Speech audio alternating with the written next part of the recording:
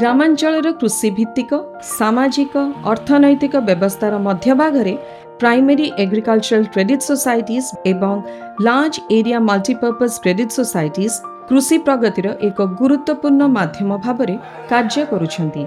उपकूलवर्ती अंचल पैक्स चाषी मानकु आवश्यकीय ऋण एवं अन्यान्य कृषि केन्द्रिक सेवा जोगाउथुवा बेले लैंप्स जनजाति अंचल बहुमुखी सेवा सहित एक बहुमुखी सहायतार माध्यम भाव काम करुछि। माननीय प्रधानमंत्री श्री नरेंद्र मोदी दूरदर्शी नेतृत्व में समवाय गुड़िक आज ग्रामीण भूदृश्य को परिवर्तन करुछंती। क्षुद्र और भाग चाषी मानक पई आधुनिक कृषि जंत्रपाति किनिबा असंभव व्यापार को ध्यान में रखी राज्य सरकार माननीय मुख्यमंत्री श्री मोहन चरण माझी दिग्दर्शन में समवाय गुड़िक आधुनिक जंत्रपाति क्रय करी सहज किस्ती रे कस्टम हायरिंग आधार रे जंत्र गुड़िक जोगाई दी तांकु सशक्त करुछंती।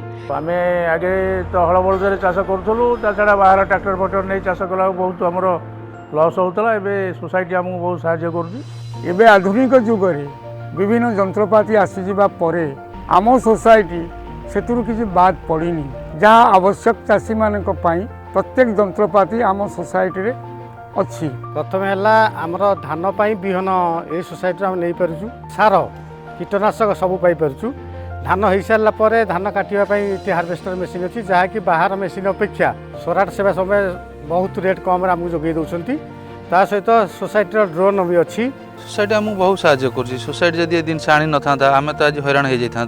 आम लोन नहीं आमर कृषि कार्य आम लगे पार्छु। छतु चाष भी करूँ से भी उपकृत हो पार्छु। एही सामूहिक सुविधा गुड़िक समयोचित कृषि कार्य सुनिश्चित करने सह स्वल्प शारीरिक परिश्रम एवं कार्यकुशलता को बढ़ाउछि।